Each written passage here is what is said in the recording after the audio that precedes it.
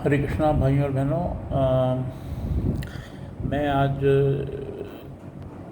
एक ऐसे विषय पे बात करना चाहता हूँ कि जो बहुत ज़रूरी भी है और हमारे हर क्षण काम आने वाली चीज़ है, जो जिनका स्मरण ज़रूरी है।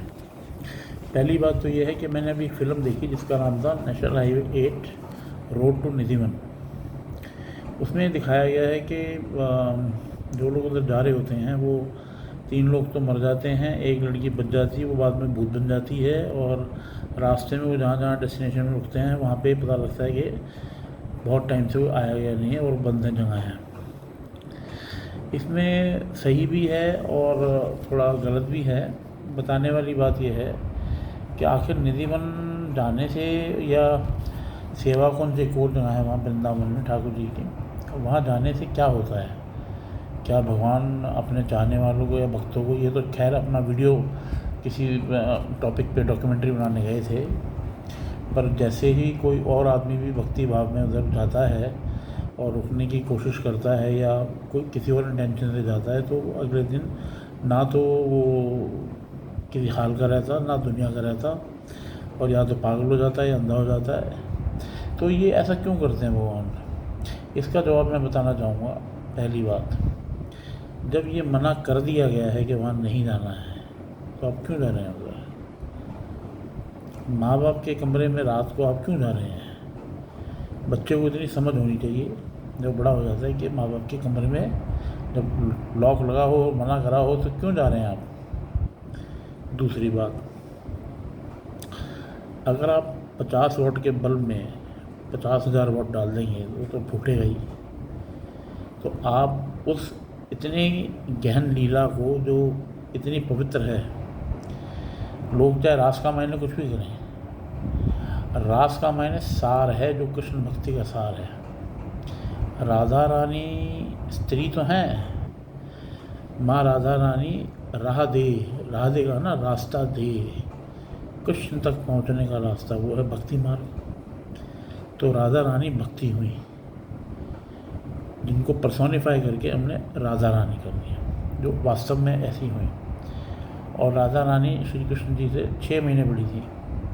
भक्ति भगवान से बड़ी होती है। तो जितनी गूढ़ तुम्हारी भक्ति होगी उतनी सुंदर माँ राधा होगी। तो भगवान रास रचाते हैं राधा रानी के साथ, जो भक्ति स्वरूपा हैं। और गोपियाँ कौन है भगवान की? भक्ति, त्याग, वैराग्य, बर्दाश्त, सेवा, समर्पण, ये गोपियाँ हैं भगवान की। तो जिसके मन में कूड़ा भरा है वो तो वही समझेगा। और भैया अगर है तो फिर है, उनमें सामर्थ्य था, तुम में सामर्थ्य, तुम भी कर लो, पता चल जाएगा तुम्हें। तो ना समझ और कुछ भी बोल देना, कुछ भी बात कर देना, ये सही नहीं है, शोभनीय बात नहीं है।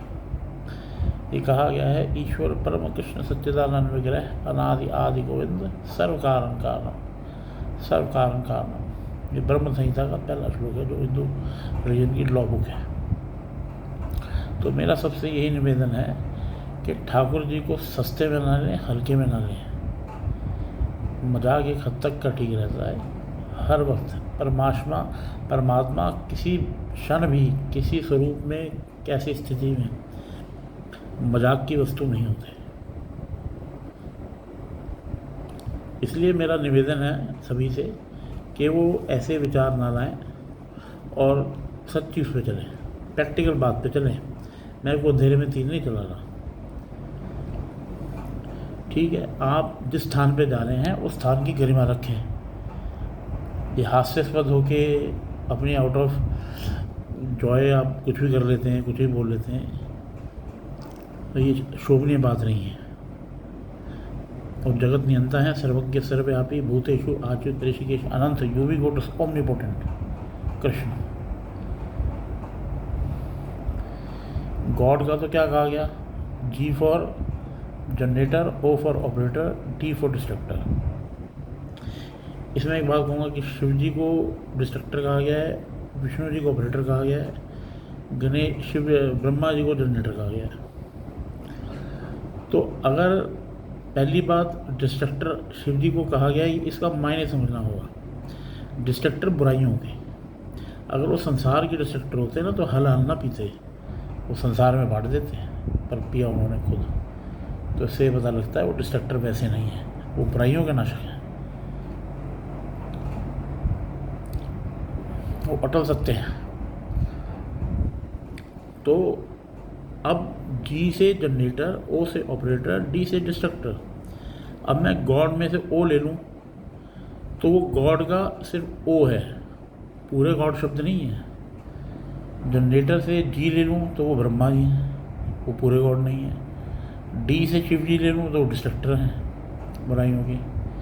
तो इनको मिला के जो बनता है GOD, वो मर्ज होके बनता है श्री कृष्ण, परम सत्य, अनादि आदि। गौलोक धाम जो है, वैकुंठ धाम जो है, ठाकुर जी GOD इन तीनों को मिला के गॉड बनते हैं। हम विष्णु जी को गॉड कहेंगे तो मैं ये सब अपनी एक सीमित ज्ञान और सीमित बुद्धि से कह रहा हूँ।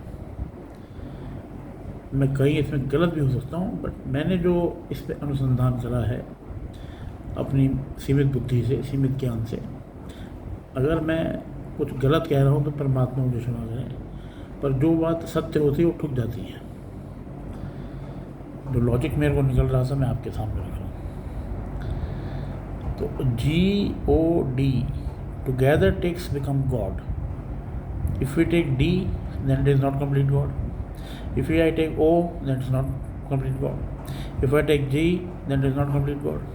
When they all merge together then they become God, and God is Shri Krishna. तो बोलने की बात यह है कि इस पर कृपया करके कोई भी प्रकार का इसका मजाक न बनाए। जो किसी भी चीज़ की मर्यादा है वो बनाए रखें। सेकेंडली, ये बात आती है वाई गॉड क्रिएटेड वर्ल्ड। तो जैसे एक माँ की पहचान, माँ किससे बनती है? माँ बच्चे से। तो पूछा जाता है ये आप किसकी माँ हो? इस बच्चे की। ऐसे ही ईश्वर को ईश्वरत्व कब मिलेगा कि आप किस बात के ईश्वर हो? कि मैंने संसार बनाया है। सो गॉड की जो गरिमा है, वो गॉड का जो एक्शन है वो संसार बनाया हुआ है, इसलिए इस गॉड एज गॉड। अगर शून्य में ही सब कुछ चलना होता तो ना तो कोई मर्यादा थी, कुछ एक्टिविटी नहीं थी, एकाकार था, द्वैत की अवस्था हुई, प्रकृति पुरुष अलग हुए तो संसार बना। गॉड को गॉड की उपाधि इस चीज़ से मिलती है कि उन्होंने संसार बनाया है, दैट इज गॉड। अब घर कोई बनाता है तो नाम लिख लेता आगे अपना, तो ऐसे ही भगवान ने बनाया पर नाम कहीं नहीं लिखा। अब वो दृष्टि मिल जाए तो कन कन में दिखता है नाम, अर्जुन को जैसे मिली थी।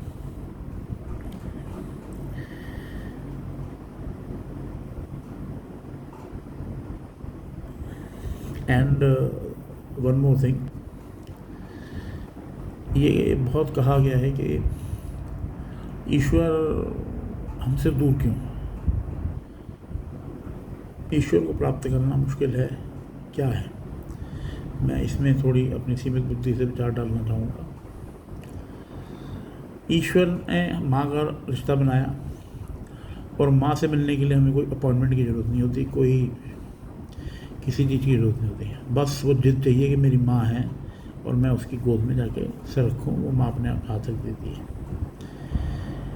ऐसे ही जब आप ये मन में शंकाएं निकाल देंगे और परमात्मा को समझेंगे कि ये मेरे पिता हैं, मानिए वो आपको सामने खड़े मिलेंगे। शको शुबा शंका ये इतनी भर रखी है हमने अपने दिमाग में। भगवान आके दूर क्यों हुए हमसे? क्योंकि हमें फ्री विल दी कर्म की। परा और अपरा शक्ति से उत्पन्न हुए हम। अपरा इज फिजिकल थिंग एंड परा इज स्पिरिचुअल। तो जब हम कोई भी कार्य करते हैं तो हम पे एक तरह से मानिए और समझाने के तरीके पे कि उसका चार्ज आ जाता है हम पे। एक काम करा +1, 2 काम करे +2, ऐसे करते करते पॉजिटिव चार्ज हो जाते हैं। और गॉड इनफाइनाइट चार्ज है क्योंकि उन्हें सब कुछ बनाया है। तो plus and plus repel each other. Magnet में जैसे होता है। But when you come and surrender yourself to God, all the karmas, good or bad, जैसे ही आप टॉयलेट गए सवेरे तो आके हाथ धो लिए, खाना खाया हाथ धो लिए, किसी से मिले हाथ धो लिए, बाहर से आए हाथ धो लिए। ऐसे ही जब हम अपने कर्मों से हाथ धो लेंगे और शून्य को प्राप्त होंगे तो हम आत्मिक रूप में हमेशा विराजमान रहेंगे। कर्म का आवरण नहीं चढ़ेगा आत्मा पे। जी, ईसाइयों में कहा गया गिरजा घर आ गया, सिखों में कहा गया ख्वार हों सब मिलन गए बचे शरण जो हुए, हिंदुओं में कहा गया सर्वधर्मानि परित्यज्य माम एकम शरणम व्रज हम तो हम सर्वपापेभ्यो मोक्षयिष्यामि मा शुचः।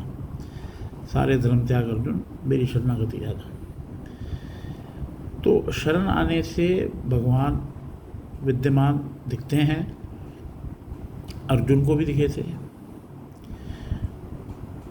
आप ये देखिए, अहंकार का त्याग करना होगा। अगर आज मुझे बिरला, टाटा, रिलायंस, मोदी जी सबके मिलना है तो मुझे कोई 6 महीने का अपॉइंटमेंट देगा, कोई साल का देगा। बट उनका रसोइया, उनका खानसामा, उनका ड्राइवर रोज़ मिलते हैं और रोज़ बात होती है उनसे, और वो पूछते भी हैं तुम्हारे परिवार में कैसे हुए। तो हमें ईश्वर का चाकर बनना है, उनका बाप नहीं है। आप बन जाइए, आपको रोज़ दर्शन होंगे, ये गारंटी है मेरी ओर से। ईश्वर प्राप्ति इतनी मुश्किल नहीं है, क्योंकि हमने इसे मन में बिठा रखा है ना कि ईश्वर तो मिल ही नहीं सकते हमें। जब माँ का रिश्ता ऐसा बनाया तो उनसे रिश्ता तो और भी गुड़ हुआ। इसीलिए भाइयों बहनों, अहंकार का त्याग कर शरणागति में जाने। जैसे मछुआरा खड़ा होकर जाल फेंकता है तो वो जाल दूर गिरता है और दूर की मछली जाल में आ जाती है, पाँव वाली बच जाती है। तो जो शरणागति होते हैं वहाँ माया का जाल नहीं पड़ता। सो इसीलिए जब पॉजिटिव चार्ज नेगेटिव चार्ज आ जाते हैं तो अट्रैक्ट हो जाते हैं, और पॉजिटिव रिपेल हो जाते हैं। क्योंकि सारे एट्रीब्यूट्स जो हैं, हम जो भी कर्म करते हैं वो साधन किसका है? वो साधन समान सब कुछ जो प्रकृति में विद्यमान है वो ईश्वर की वजह से है। तो उन्हीं की हेल्प लेके हम काम करते हैं।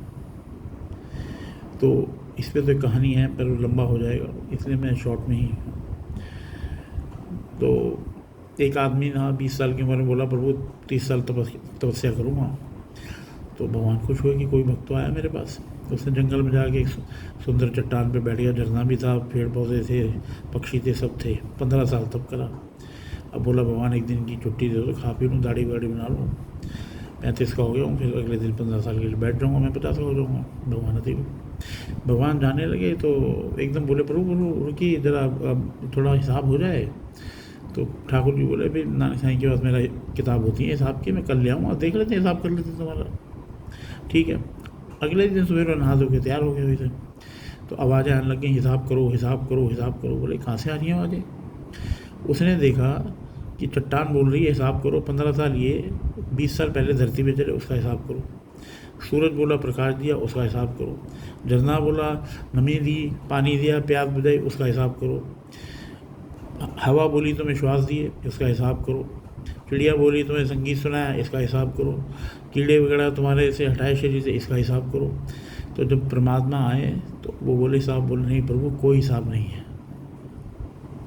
हम हैं क्या चीज़? हम कुछ भी नहीं है। उनके साधन से उनकी सेवा करें तो पाप नहीं करा। पिता का नाम लीजिए और रज के रहिए, नहीं तो फिर सारे इंतजाम खुद ही करिए। फसल भी खुद उगाइए, हवा भी खुद ही चलाइए, श्वास भी खुद ही गिनिए। सारे परमात्मा के जुड़ने से कोई छोटा नहीं होता, अधिकार सिद्ध होता है। भगवान ने ऐश्वर्य दिखाया अपना। पीएन की टेबल पे अगर एमडी आके बैठे तो बड़प्पन है, और अगर पीएन एमडी की चेयर पे बैठ जाए तो बदतमीजी है। जगत नियंता, सर्वज्ञ, सर्वव्यापी, भूतेषु आच्युत, ऋषिकेश, अनंत, यूबिक्विटस, ओमनिपोटेंट कृष्ण ने अर्जुन के सारथी बने। ये उनका ऑपुलेंस है, बड़प्पन है कि देखो मैं सब कुछ होते हुए भी तुम्हारा सारथी बन गया। असंख्य चलाता शून्य से मिलने, अपना वर्चस्व बुलाकर। तो मैं यहीं अपनी वाणी को विराम दूंगा। मैं समझता हूँ कि मैंने कुछ आपकी अंडरस्टैंडिंग करने में कॉन्सेप्ट्स को हेल्प करिए। आप कृपया मुझे सब्सक्राइब करें और बेल आइकन को प्रेस करें। जय हिंद, राम राम।